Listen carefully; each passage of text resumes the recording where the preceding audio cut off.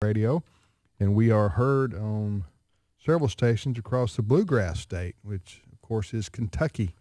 And that is the home of our next guest, United States Senator Rand Paul. He joins us on the phone from Washington, D.C. Senator Paul, Tim, and Ray, and we thank you for being on with us today. Good morning, guys. Thanks for having me. Tell us what's going on. I've been trying to keep up with it and reading some news reports this morning, but I'm a little confused. I thought you were going to explain it to me. Washington's a mess, and people have to think about this and look at it. There's a big picture and a small picture.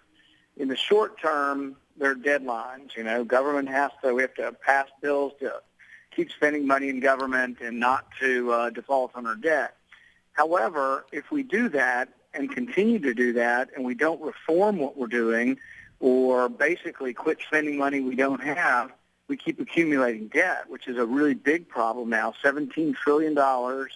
And this president is accumulating debt by borrowing more than $1 million every minute.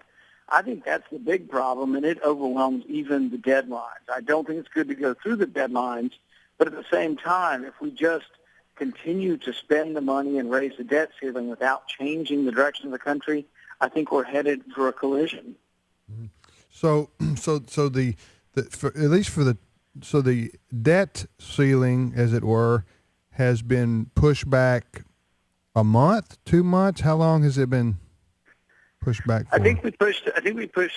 I voted against the deal in the end. I just thought if we're not going to reform spending, I couldn't vote for it. But Okay. The deal pushed the debt ceiling back to February 7th and the spending through, I believe, January 15th. But there were no significant new reforms. Now, they didn't get rid of the sequester. The sequester is something that actually has restrained spending over the last year, so that's still in place.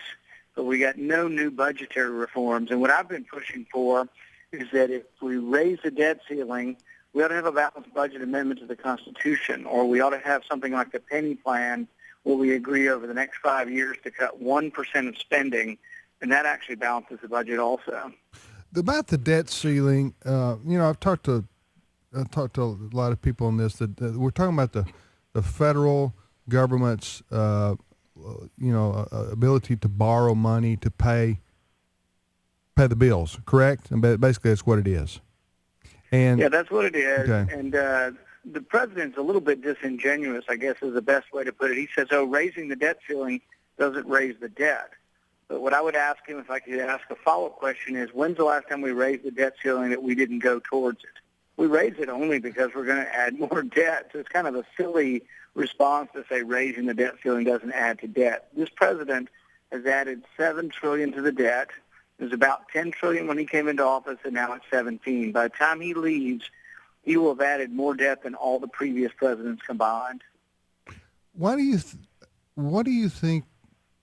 That's insanity. Oh, I mean, why would you do something like that? I mean, is it just a matter of he doesn't want to face the pain that would come and the complaints he would get from some groups of people in this country if he were to agree to curtail spending to more match up with the revenue we take in? So it's just easier just to keep borrowing and printing and spending, and then he'll be out of office in 3 years or so, and he'll go to Hawaii and golf every day, and we're left with $10 trillion of debt. I think it's twofold. I think, one, their electoral successes are based on giving you stuff. Okay. And they don't care whether they borrow to give it to you, but if they give you more stuff, they think they get more votes. That's part of it. The second part of it is they honestly don't believe that the debt's a problem. They think, well, there's a little bit of imbalance here and there, but there's no real problem. See, I see it differently. I see that there are two possible scenarios. One, we go slowly bankrupt, which I think we're doing, or two, we go quickly bankrupt in a panic. In 2008, we were close to a panic, and the reason we were is because we had an enormous housing bubble created by printing up money, giving it to people, telling people they didn't have to put any money down for their houses, but really also by borrowing and spending. And that led us to 2008. I think we've done exactly the same thing since 2008. We've printed our way out of the recession, except for we sort of still linger on the edge of the recession. And my concern is there could be another panic at some point in time. I think the stock market is greatly inflated right now.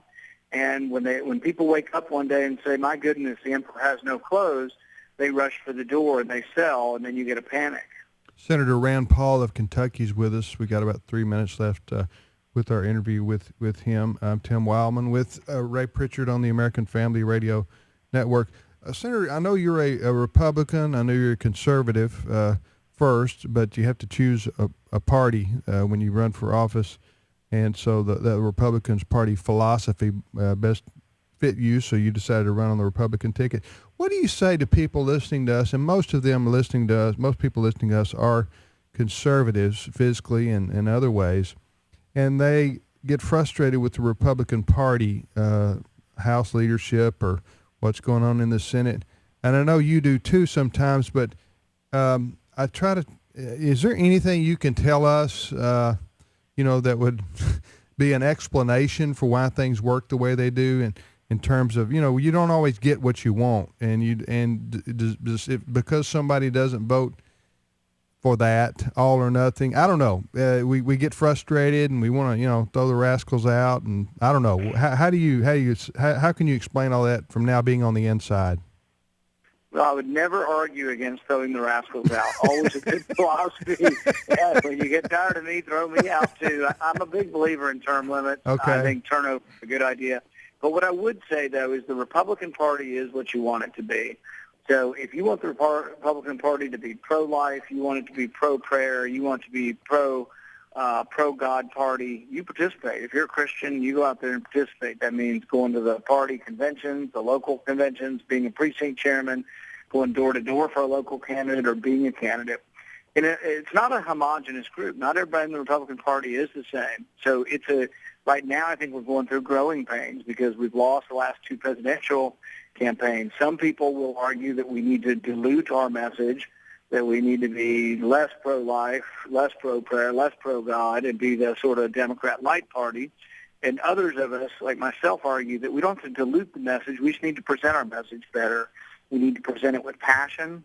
We need to present it as if we truly believe in it. And then I think people will come to us. And but it has to be a message of optimism. And when we get that message and we get it right again, I think we'll be the dominant party again, not by giving up on who we are, but being better at who we are. Well, I know that across the country, Republicans and the conservative message is resonating on a state level because I think in unprecedented ways, governorships and state houses are turning more conservative, more fiscally responsible, and more Republican. So that's changing. It's just the presidency has not changed, and that's that. Go ahead. And the presidency is a little different. In order to win the presidency, we have to start winning or doing better in the big cities. See, there's a lot of, if you look at the red-blue map, the geography of the country, 80% of the geography of the country is Republican. But it just turns out it's a more rural and more dispersed population.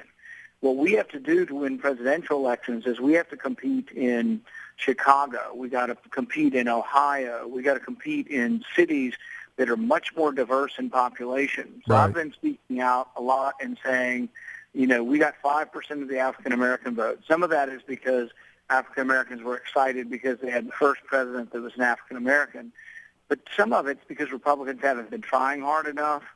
And when you interview and talk to, or let's say you make a generalization about the African-American population, at least a third of African-Americans agree with us on issues already. It's not that we have to change our issues, but we do have to show up. We have to ask them for their vote, and we have to be concerned with issues such as the decaying schools in the inner city. I think if we're for school choice, let's really be for it, and let's let everybody know we're for it, and that the Democrats really don't seem to be too concerned with the students. They're more concerned with the unions than they are with the students. I think we can get more votes, but we've got to try harder, and that's how we win in presidential elections, I think. So, Senator Paul, thanks for your time today. We appreciate it very much. Thanks for having me, guys. All right, that's Senator Rand Paul of Kentucky, and we appreciate him giving us the last few minutes. Ray? He's well-spoken, isn't he? Yeah, we need more Rand Pauls on Capitol Hill.